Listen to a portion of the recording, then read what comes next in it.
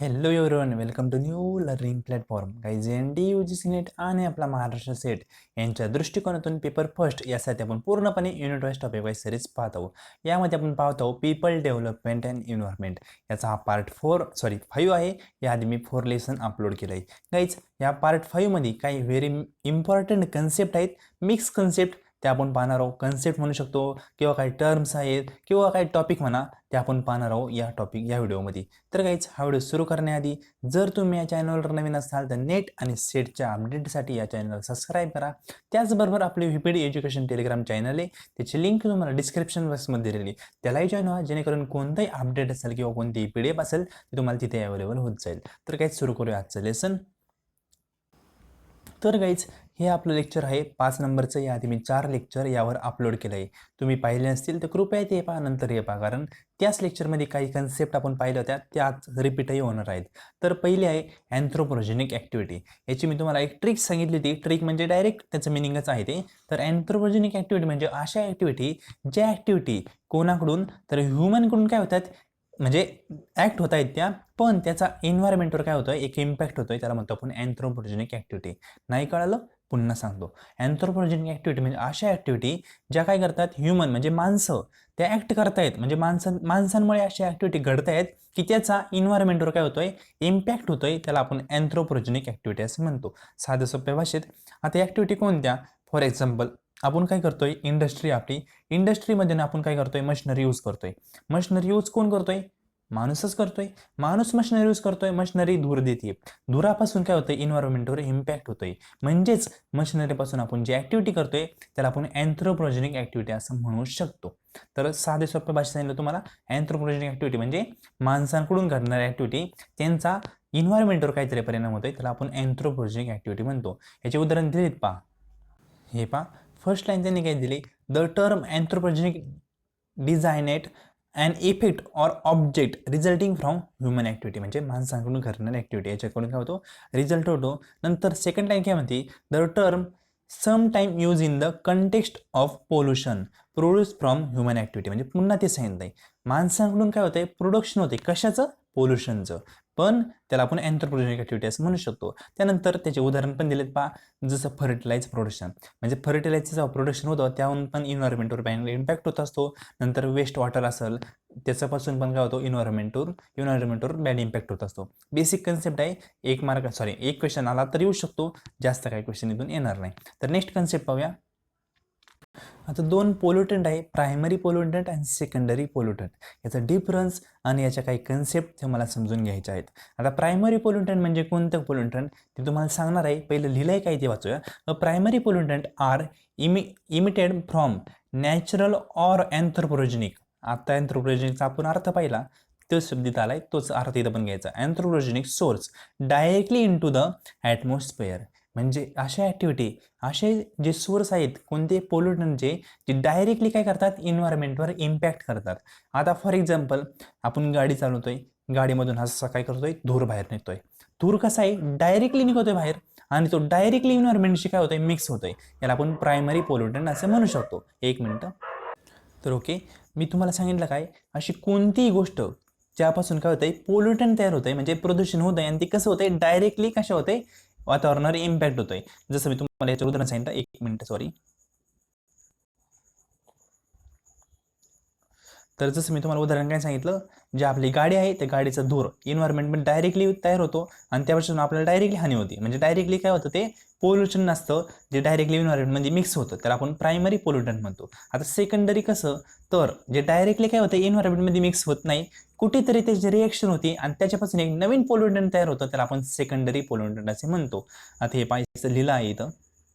तर हे पहा, सेकंडरी पोल्युशन म्हणजे कोणते pollution, result from chemical reaction or physical interaction between primary pollution themselves or between the primary pollution other atmospheric component. म्हणजे काय, तर साध्या सोप्या भाषेत सांगायचं काय, तर सेकंडरी पोल्युशन म्हणजे असं पोल्युशन जे प्रायमरी काय झालंय, प्रायमरी पोल्युशन निघलंय आणि ते कशा तरी मध्ये मिक्स झालं एन्व्हायरमेंटमध्ये जाऊन आणि त्याच्यापासून एक नवीन पोल्युटंट तयार झालं, त्याला आपण सेकंडरी पोल्युशन म्हणतो.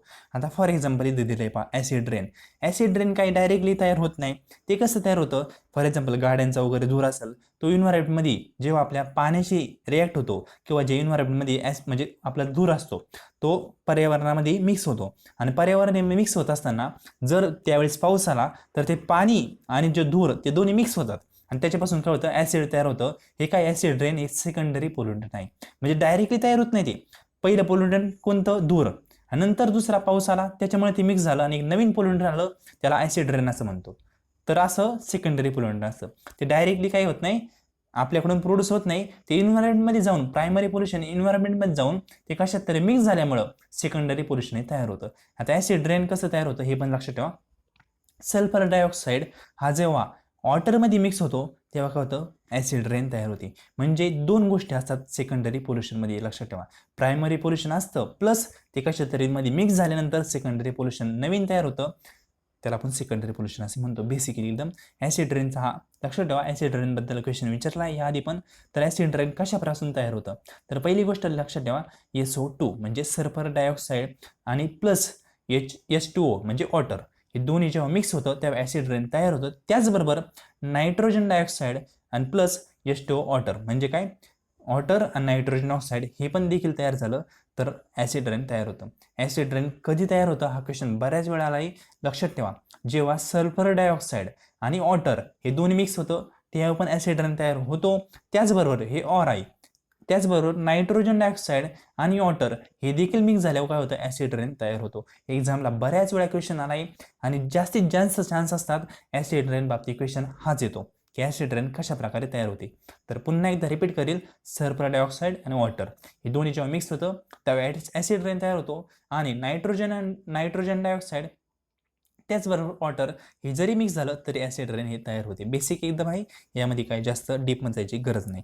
आता पुन्हा एकदा सांगतो, प्रायमरी पोल्युशन म्हणजे असे पोल्युशन जे काय करतात, डायरेक्टली एन्व्हायरमेंटमध्ये इम्पॅक्ट करतात. आणि सेकंडरी पोल्युशन म्हणजे असे पोल्युशन जे प्रायमरी असतात पण ते एन्व्हायरमेंटमध्ये जाऊन कशात तरी मिक्स झाल्यामुळं त्याच्यापासून आणखी नवीन एक प्रोडक्शन कशाचं होतं, पोल्युशनचं होतं, त्याला आपण सेकंडरी पोल्युशन असं म्हणतो. बेसिक आहे, जास्त डीपमध्ये जायची गरज नाही. नेक्स्ट पाहूया. आता रिन्युएबल एनर्जी याबाबत खूप महत्त्वाचा क्वेश्चन असतो, इथून येतोच क्वेश्चन, मी गॅरंटी देतो. म्हणजे 100% देत नाही पण 90% चान्स आहे इथून क्वेश्चन येईलच. किती छोटी स्लाईड आहे, महत्त्वाची, 2 मार्क इथून भेटू शकतात. तर तुम्हाला पाठ करायचं आहे, फक्त हे स्टॅटिस्टिक दिसतंय ते पाठ करायचं आहे आणि सिक्वेन्स एक पाठ करायचं आहे. पहिलं आपण काय आहे रिन्युएबल एनर्जीबद्दल ते सांगू. तर रिन्युएबल एनर्जीचे टार्गेट आहेत 2022 पर्यंत किती, 175 गिगावॅट म्हणजे GW 175 गिगावॅट 2022 पर्यंत टोटल टार्गेट आहे आपलं रिन्युएबल एनर्जी. आता त्याच्यात डिवायडेशन केलं की कशापासून किती भेटणार, तर 175 होईल. तर हे पहा, तर टार्गेट काय आहे आपले, फर्स्ट सोलरपासून भेटणारे 100 गिगावॅट, वाईनपासून भेटणारे 60 गिगावॅट, बायोमॅसपासून भेटलं पाहिजे 10 गिगावॅट आणि स्मॉल हायड्रो पॉवर आहेत म्हणजे स्मॉल हायड्रो प्रोजेक्ट आहेत त्यापासून भेटलं पाहिजे 5 गिगावॅट. ह्या सगळ्यांची टोटल किती होती, 175 गिगावॅट. म्हणजे 100 प्लस 60 प्लस 10 प्लस 5 होतं 175 गिगावॅट. आता हे फिगर तुम्हाला लक्षात ठेवायचे आहे, कारण क्वेश्चन येतो कसा, सोलरपासून जे आपल्याला रिन्युएबल एनर्जी भेटणार आहे 2022 पर्यंत त्याचं अचिव्हमेंट किती आहे, तर 100 गिगावॅट. असा याबद्दल सर्वबद्दल तुम्हाला पाठ करायचे यांच्या स्ट्रॅटेजिक फिगर की सोलरपासून 100 गिगावॅट आहे, वाईंडपासून किती आहे 60 गिगावॅट आहे, नंतर बायोमासपासून 10 गिगावॅट आहे आणि स्मॉल हायड्रो पॉवरचे प्रोजेक्ट आहेत त्यापासून 5 गिगावॅट. स्मॉलपासून लक्ष ठेवा, स्मॉल म्हणजे 5 असणार, सर्वात कमी स्मॉल हायड्रो पॉवर प्रोजेक्ट त्याच्यापासून किती 5 गिगावॅट. आणि या सर्वांची टोटल केल्यावर किती ती 175 गिगावॅट. हे आपलं रिन्युएबल एनर्जीचं काही टार्गेट आहे किती 2022 पर्यंत. लेटेस्ट क्वेश्चन आहे, येऊ शकतो कारण 2022 म्हणजे आता 21 आपलं संपत आलाय, तर 2022ला क्वेश्चन हे अचिव्हमेंट टार्गेट 2022 पर्यंत आहे म्हणून क्वेश्चन येऊ शकतो. याच्यातून जरा लक्षपूर्वक हे पाठ करा. आता यानंतर इथे दुसरा क्वेश्चन असा बनतो की याचा सिक्वेन्स म्हणजे सगळ्यात जास्त प्रोडक्शन एनर्जीचं कशापासून होतं आणि सर्वात कमी प्रोडक्शन एनर्जीचं कशापासून होतं. हा सिक्वेन्स व्हेरी इम्पॉर्टंट आहे एक्झामसाठी. बऱ्याच वेळा हा सिक्वेन्स विचारतात की सर्वात कमी एनर्जी कशापासून प्रोडक्शन होतं, तर लक्षात ठेवायचं डिझेलपासून. सर्वात कमी एनर्जी इंडिया प्रोडक्शन करते डिझेलपासून. सर्वात जास्त कशापासून करते, सर्वात जास्त कोलपासून, सर्वात कमी डिझेलपासून. नंतर आता सर्वात जास्त कोल 1 नंबर आहे, नंतर रिन्युएबल 2 नंबर आहे, नंतर लार्ज हायड्रो पॉवरचे प्रोजेक्ट आहे तो 3 नंबर आहे, नंतर गॅसेस आहेत ते किती नंबरला आहे, 4 नंबरला आहे, नंतर न्यूक्लिअर आहे ते 5 नंबरला आहे आणि डिझेल 6 नंबरला. हा सिक्वेन्स खूप महत्त्वाचा आहे, तुम्हाला सिक्वेन्स हा पाठ करणं गरजेचं आहे. पुन्हा एकदा सांगेल, सर्वात 1 नंबरला आहे कोल, नंतर 2 नंबरला आहे रिन्युएबल, 3 नंबरला आहे लार्ज हायड्रो प्रोजेक्ट, 4 नंबरला आहे गॅसेस, 5 नंबरला आहे न्यूक्लिअर, 6 नंबरला आहे डिझेल. सर्वात लास्टला डिझेल आहे आणि सर्वात प्रथम काय कोल आहे. म्हणजे सर्वात जास्त एनर्जी कोलपासून होते आणि सर्वात लास्टला काय डिझेल, सर्वात कमी एनर्जी डिझेलपासून आपल्याला प्रोडक्शन होते. हा सिक्वेन्स महत्त्वाचा आहे. आता नेक्स्ट पाहूया. फक्त या तुम्हाला फिगर पाठ करायची, याचं समजून सांगण्यासारखं काही नाही. तर हा एक क्वेश्चन येत असतो, नॅचरल डिझास्टर म्हणजे असे कोणते नॅचरल घटक आहेत किंवा नॅचरल डिझास्टर आहेत ते नॅचरल आहेत तुम्हाला ओळखायचं असतं. म्हणजे क्वेश्चन येतो कसा, बऱ्याच वेळाला आहे म्हणून मी एक गोष्टी ॲड केल्या आहे, ज्या ते आपण हे व्हिडिओ पाहतो यामध्ये याच गोष्टी ॲड केल्या आहेत ज्या एक्झामला येऊ शकतात, आलेल्या आहेत, म्हणून ते मी सर्व टॉपिक मिक्स केले आहे या व्हिडिओमध्ये. तर इथं आपल्याला पाहिजेत नॅचरल डिझास्टर म्हणजे अशा कोणत्या आपत्ती आहेत त्या नॅचरली आहेत.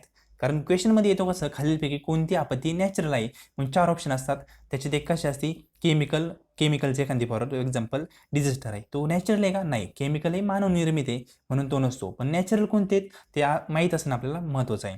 तर नॅचरल डिझास्टर म्हणजे काय, नॅचरल इव्हेंट सच ॲज काय फ्लोड, अर्थक्वेक किंवा हरिकन्स किंवा असे जे ग्रेट डॅमेजेसचे कॉजेस असतात ना, त्याला आपण नॅचरल डिझास्टर म्हणतो. म्हणजे अशी कोणती आपत्ती जी काय होती नॅचरली होती आणि ती माणसांकडून काय होते, कंट्रोल माणूस करू शकत नाही, त्यांना कंट्रोल करण्याचं प्रमाण कमी आहे. कंट्रोल करता येते आजकालच्या टेक्नॉलॉजीनुसार, पण त्याचं प्रमाण कमी आहे आणि त्याला आपण म्हणतो नॅचरल डिझास्टर. डेफिनेशन आपल्याला पाठ करायचे नाही, आपल्याला फक्त एक घटक लक्षात ठेवायचे. पहिले अर्थक्वेक म्हणजे भूकंप, दुसरं आहे सुनामी म्हणजे काय तुम्हाला माहीत असेल, नंतर हॉकोलेक्स म्हणजे ज्वालामुखी, नंतर मास वेस्टिंग म्हणजे काय आपण म्हणतो जी जमीन आहे ती हलती जागेवरून, त्याला मास वेस्टिंग असं म्हणतो थोडक्यात. नंतर हरिकन्स म्हणजे तुफान, वादळ जे सुटतं त्याला हरिकन्स म्हणतो. नंतर ट्रोनडानल्स म्हणजे भवरा नाही का, असा वादळाचा भवरा तयार होतो असा, त्याला आपण ट्रोनाडल्स म्हणतो. त्यानंतर लँडस्लाईड, थोडेसे उच्चार मला अवघड जाऊ शकतात कारण मी पहिल्यांदा शब्द वाचतोय, याआधी मी इंग्लिशमधून नाही वाचलेलं, मराठीतून बऱ्याच वाचलेलं आहे. त्यानंतर लँडस्लाईड हा नॅचरलच हजार्ड आहे. म्हणजे लँडस्लाईड म्हणजे आपण म्हणतो डोंगर असतात ते डायरेक्ट काय होतात, खाली पडतात, म्हणजे जमीन डायरेक्ट सटकती, त्याला आपण म्हणतो लँडस्लाईड. नंतर फायरबॉल म्हणजे उल्का. नंतर वाईल्ड फायर म्हणजे जंगलांना आग लागती, तो पण नॅचरलच आहे. हा क्वेश्चन आलेला आहे बरं का, वाईल्ड फायर ही नॅचरल आहे का. आपल्याला वाटतं एखाद्याने, म्हणजे तुम्ही न्यूज ऐकता की सिगरेट टाकलं नाही जंगलाला आग लागली, एखाद्या व्यक्तीने काय केलं तर माचीची काळी स्पीड टाकली त्याला आग लागली, तर ते काल्पनिक गोष्टी ते सोडून द्या. लक्षात ठेवा, जे जंगलाला आग लागते ना ते नॅचरल काय डिझास्टर आहे. नॅचरल डिझास्टर काय, जंगलाला आग लागणं पण नॅचरल डिझास्टर आहे, लक्षात ठेवा, माइंडमध्ये फिट करा. नंतर फ्लोडिंग हे पण काय नॅचरल डिझास्टर आहे. नंतर डिझर्टिफिकेशन म्हणजे काय, ओसाड जमीन पडती, ते पण नॅचरल डिझास्टर आहे. नंतर ड्रॉट पण काय नॅचरल डिझास्टर आहे. आता क्वेश्चन असा एक बनला होता ड्रॉटवर की सर्वात जास्त म्हणजे ह्युमन ॲक्टिव्हिटीवर, सर्वात जास्त माणसावर परिणाम करणारा घटक कोणता आहे नॅचरल डिझास्टरमध्ये. तर ड्रॉट काय, सर्वात जास्त दीर्घकाळ चालणारा हा एक नॅचरल डिझास्टर आहे. तो सर्वात जास्त काळ काय करतो, टिकतो आणि त्याच्यावरून इम्पॅक्ट पण काय होतो, माणसावर जास्त होतो. हे पाहिलेलं आहे मी, एक्स्ट्रीम इम्पॅक्ट लास्टला लिहिले एक्स्ट्रीम इम्पॅक्ट हा काय होतो, एक्स्ट्रीम इम्पॅक्ट असतो त्याचा ह्युमन ॲक्टिव्हिटीवर. नंतर लाईटनिंग म्हणजे वीज कोसळणे, हे पण काय नॅचरल डिझास्टर आहे. फक्त त्याचे नाव तुम्हाला पाठ करायचे, बाकी जास्त डीपमध्ये जायची गरज नाही. कारण क्वेश्चन येतो तर असाच येतो की खालीलपैकी कोणतं नॅचरल डिझास्टर आहे किंवा खालीलपैकी कोणतं मानवनिर्मित आहे नॅचरल, मग तुम्हाला त्याच्यातून ओळखावं लागतं. अशा प्रकारे म्हणजे काही क्वेश्चन येऊ शकतो, फक्त त्यांचे नाव तुम्हाला पाठ करायचे आहे. आता नेक्स्ट टर्म पाहूया. सर्व मिक्स घेतला आहे मी, आपली हेडलाईनच तुम्ही पाहिलं असेल, सर्व मिक्स गोष्टी आहे. आता यामध्ये इम्पॉर्टंट टार्गेट आहेत. क्वेश्चनला डायरेक्ट विचारतात की फॉर एक्झाम्पल रिन्युएबल एनर्जीचं 2030चं टार्गेट काय आहे, तुम्हाला फक्त एक आकडा सांगावा लागतो, तेच मी सांगणार आहे. बायोमास पॉवर प्रोडक्शन याचं जे टार्गेट आहे 2022पर्यंत ते किती, 10 गिगावॅट. हे फक्त पाठ करायचं आहे, खूप महत्त्वाचं आहे. क्वेश्चन येतोच इथून पीपल डेव्हलपमेंट एन्व्हायरमेंटला. त्यासाठी मी आजचं लेसन स्पेशली यासाठी अपलोड केलं आहे, कारण सिलेबसमध्ये या गोष्टी राहून जातात. पुन्हा एकदा सांगतो, बायोमास पॉवर प्रोडक्शन 2022 पर्यंत 10 गिगावॅट आहे. नंतर रिन्युएबल एनर्जी 2030 पर्यंत आहे. आपण 2022 पर्यंत किती पाहिलं रिन्युएबल एनर्जीचं 175 आणि 2030 पर्यंत किती आहे 350 गिगावॅट. त्यानंतर सोलर पॉवर 2022 पर्यंत 20,000 मेगावॅट आहे, मेगा आहे. 20,000 मेगावॅट किती 2022 पर्यंत. नंतर power generation from small hydro project मी आता सांगितलं 5 गिगावॅट. नंतर म्हणजे 2022 पर्यंत आहे. त्यानंतर वाइंड पॉवर 2022 पर्यंत किती 60 गिगावॅट. महत्त्वाचं आहे, एक्झामला बऱ्याच वेळा इथून क्वेश्चन आलेला आहे आणि मी त्याच गोष्टीत ॲड केला आहे. याच्यानुसार आता मी ॲड केलं आहे, पण लेटेस्ट तुम्ही गुगलवर पण सर्च करू शकता. म्हणजे हे पण आहे लेटेस्टच आहे, मी चेक करून घेतलं आहे. पण तुमच्या बेसिसवर पण एकदा गुगलवर चेक करा, ज्या मी घेतल्या आहेत ह्या एनर्जीचे टार्गेट ते ॲक्च्युली बरोबर आहेत का नाही. माझ्या मते बरोबर आहेत, मी चेक केलं आहे. पण तुम्ही तुमच्या बेसिसवर पण चेक करा. चेक करताना काय होतं, आता for example biomass power production 2022चं टार्गेट असं तुम्ही गुगलवर सर्च केलं तर आणखी पण गोष्टी तुम्हाला गुगलवर दिसतात आणि त्या कुठेतरी आपल्या नजरेखालून जातात आणि त्या पण आपल्या पाठवतात. म्हणून मी तुम्हाला म्हणत असतो गुगलवर पण सर्च करत जा. आता जे आपण शिकलो त्याचे एकदा फटफट रिव्हिजन करू. तर आपण पाहतोय पीपल डेव्हलपमेंट अँड एन्व्हायरमेंट. यामध्ये आपण पाहिलं अँथ्रोपोजेनिक ॲक्टिव्हिटी. अँथ्रोपोजेनिक ॲक्टिव्हिटी म्हणजे अशा ॲक्टिव्हिटी ज्या माणसांद्वारे कंडक्ट होत आहेत आणि त्याचा इन्व्हायरमेंटवर काय होतं इम्पॅक्ट होतोय, त्याला आपण अँथ्रोपोजेनिक ॲक्टिव्हिटी म्हणतो.